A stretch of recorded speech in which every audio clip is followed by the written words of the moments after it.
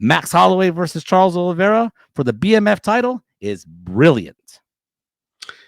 I agree. I don't think that's an overreaction at all. I think anything you put Max Holloway into, sign me up.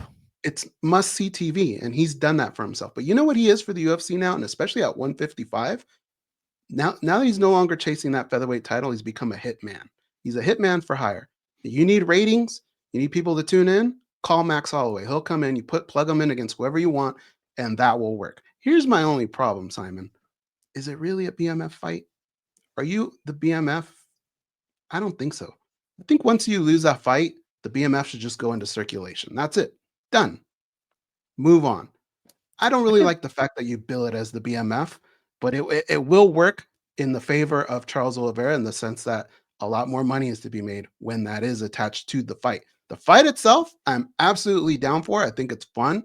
I think every fight has risk, especially in that division, but there's a little bit less risk with a guy like Max Holloway because, look, for as much as we love Max, sometimes he goes out there, he's a little bit reckless. And what does Charles Oliveira do? He takes advantage of fighters that are reckless. He's also coming up in weight.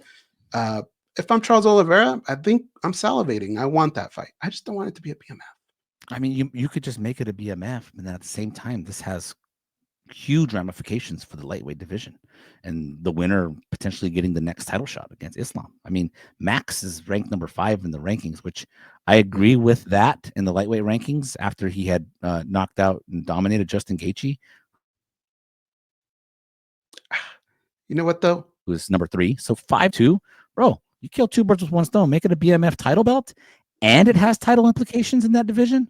I mean, sign me up, sir. I'm all in. Because, like they were babies when they fought the first time. And, there was the esophagus injury that stopped that fight. But they were babies. This reminds me of like when we saw Max Holloway and Dustin Poirier for the interim title after they fought when they were super young, right?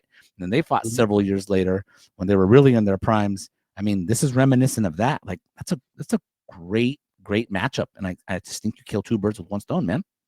Yeah, no, there's a lot of fights like that. When you think about like Sarukian, right, and Makhachev, that didn't really feel like a rematch because it had happened so long ago. They're so different now as fighters. So yeah, definitely doesn't have that feel at all. Max Holloway, though, I love the way the guy fights. And I mean, this is your job. It's to promote. If you're Charles Oliveira, look, man, you never know with the UFC. I think if they hand you that fight, you take it, make a lot of money, and come back and look what's waiting for you. But here's the thing. As crazy as all this sounds, what if Max Holloway wins? Can you imagine what that would do for him in that division? Oh my God, our heads would explode.